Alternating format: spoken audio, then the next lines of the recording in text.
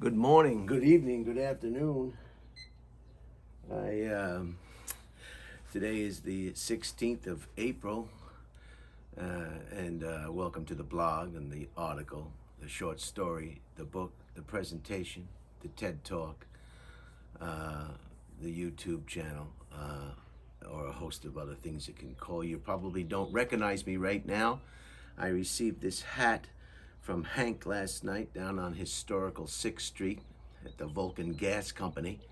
I usually don't wear hats after receiving over 3,700 hair plugs. Uh, the doctor tells me it's best to let your hair or your scalp breathe when you receive hair plugs. A lot of people compliment me on my thick hair. It's not cheap, it's quite expensive, but I feel more comfortable around women with the additional hair plugs. I can shower, I can be comfortable at the beach. I'm more myself around women. I can swim.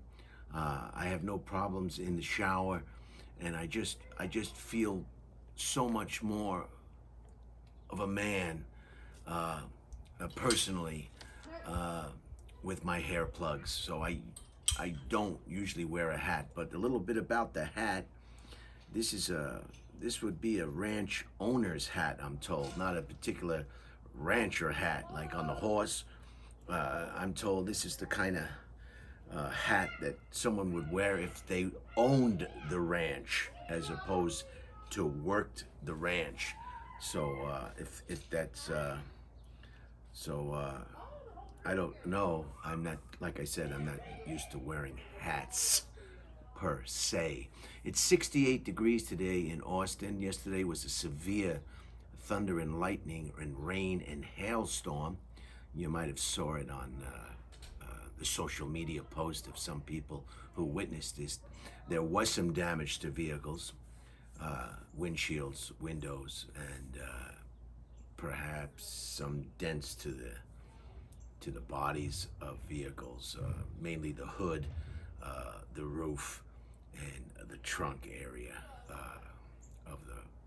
of the vehicle, resulting from direct hits from these golf size, some of them golf size ice, golf size round ice, and which is commonly referred to as hail. Today is Meditation Wednesday, but it's not Wednesday, and we did Saturday is usually obituary Saturday, but we didn't do obituary Saturday the last two Saturdays, so that got put back into rotation. As a result, today will be a short obituary of a very, very interesting uh, gentleman who passed away. He was 85 years old, and his name was Glenn Lunny. Glenn Glenn Lunny, and he was 85, 1936 to 2021. And this gentleman was nothing short of a real life hero.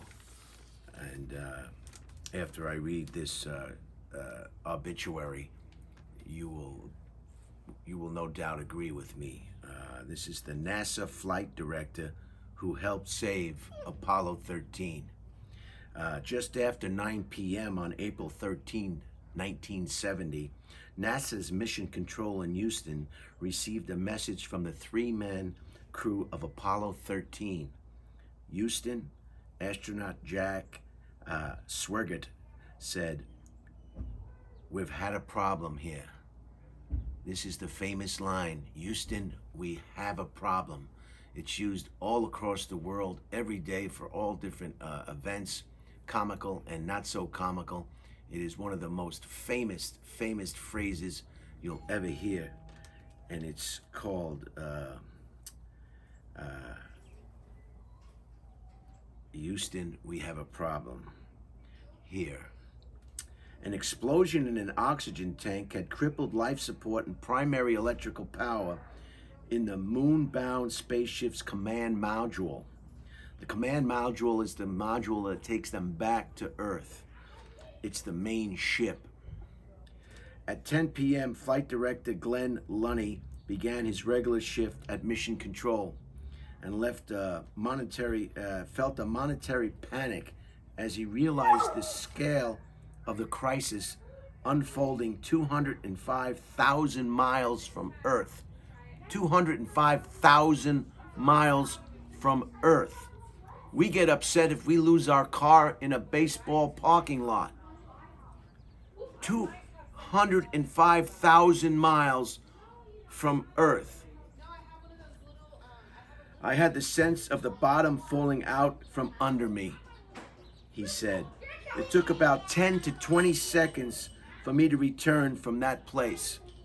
Nobody else even seemed to notice.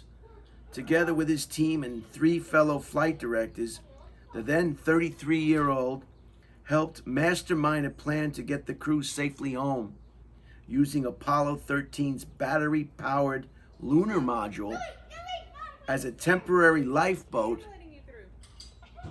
and changing its course to slingshot around the moon and back to the Earth. Lunny brought calm to the situation, said Ken Mattingly, an original Apollo 13 astronaut who was replaced before launch because of possible exposure to rubella, some kind of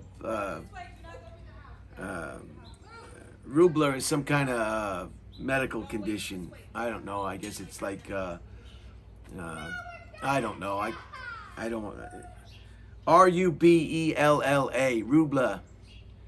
rubella, rubella. I think it's pronounced rubella.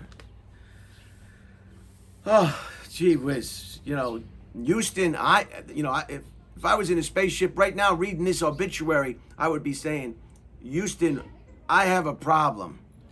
Rubella, it's not a deadly thing, I don't think. It's just like maybe a Legionnaires'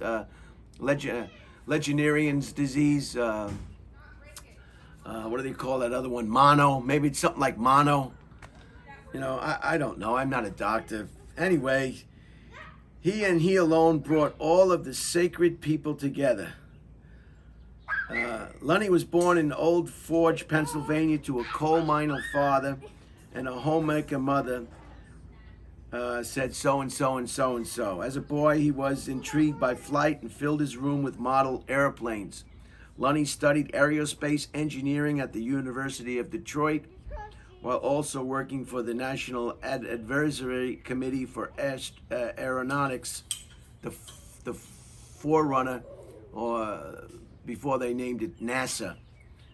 He joined the space agency full-time following his 1958 graduation, said the so-and-so and so-and-so, and helped develop the Mercury spacecraft used in the first U.S. crewed flights in the early 1960s.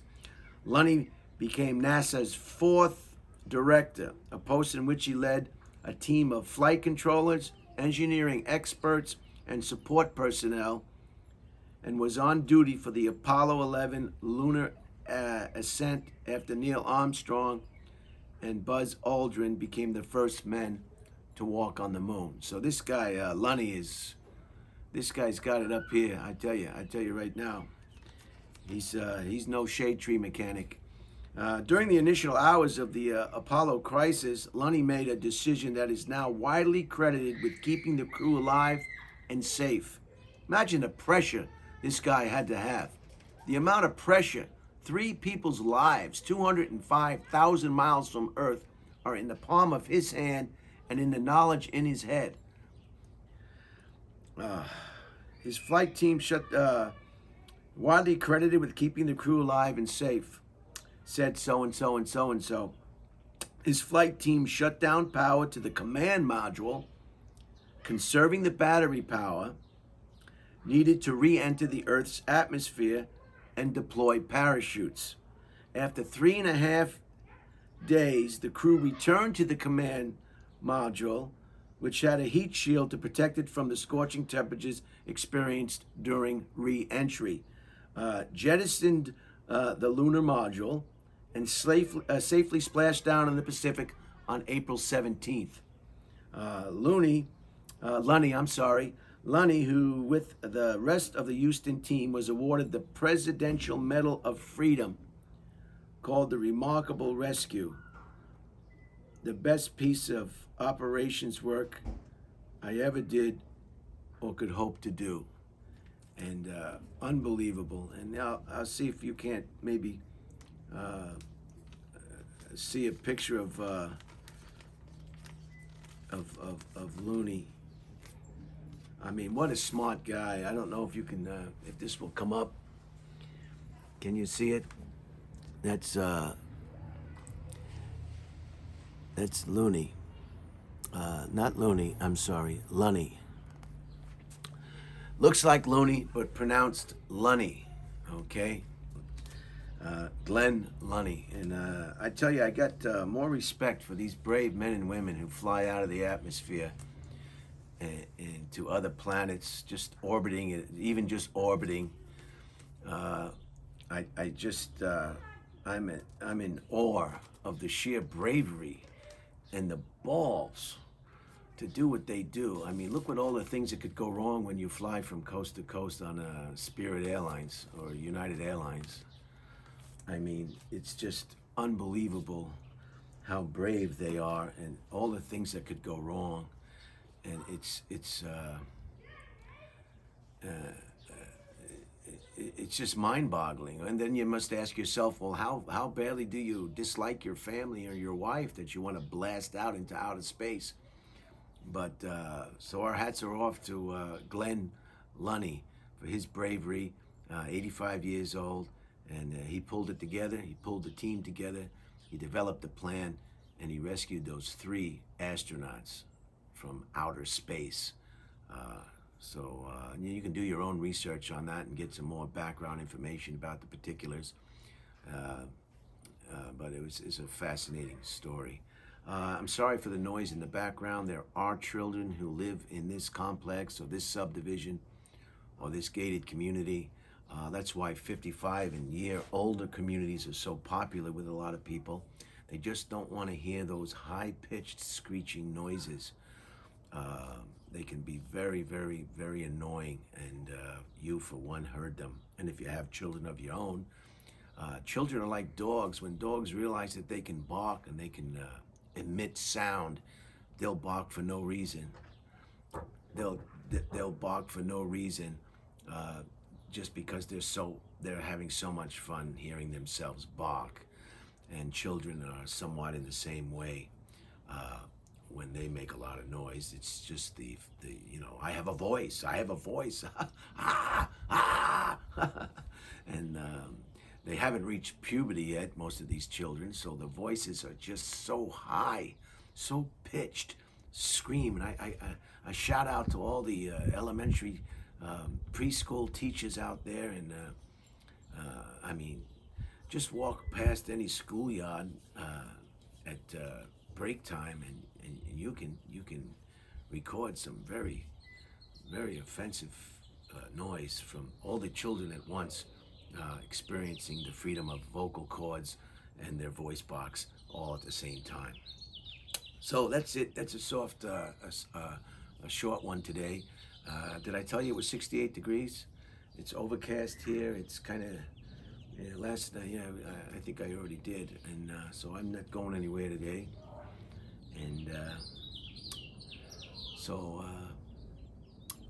that's it. I'm going to end it here on that. And our hats are off to the astronauts and the brave men and women who venture out of the solar system and into outer space. Okay.